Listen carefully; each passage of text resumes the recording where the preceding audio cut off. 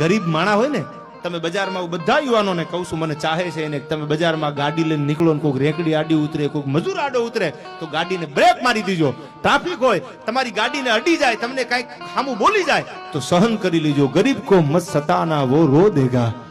ગરીબ કાંઈ નહીં કરી શકે યાર. તમે બે થપ્પડ મારી નીકળી જશો ઓડીમાં બેઠા બેઠા કે મર્સિડીઝમાં, તો તમને કઈ કરી નહીં શકે. પણ ગરીબ કો મત સતાના, વો રો દેગા. क्योंकि उसका हबीब जो सुन लेगा तो तेरा जड़मूળ से खो देगा. ઓલો સાંભળી ગયો ને તેથી તમારા મૂળિયા ઉખેડી નાખશે, એટલું યાદ રાખજો. ગરીબને કોઈ દી સંતાપતા નહીં.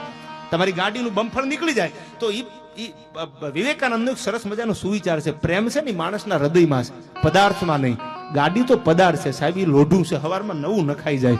એટલે બધા યુવાનોને ભાઈ તરીકે કહું છું, કોક દી ગરીબ હામો મળે ને કઈક નુકસાની આવે ને તો ભોગવી લેજો અને ભગવતી ઉપર ભરોસો રાખજો, 3 ગણું આપશે. પણ ગરીબને કોઈ દી હેરાન ન કરતા, ગરીબનું કોઈ દી આહુડું ન પાડતા, કારણ કે એનો હબીબ બહુ મોટો છે યાર. અને એની તો વાત પૂછોમાં, તમે ઈ ઉખાડે ને તેથી કોઈના બાપથી ચોટે નહીં મૂળિયા, એ એનો હબીબ છે યાર. એટલે ગરીબને કોઈ દી સંતાપતા નહીં.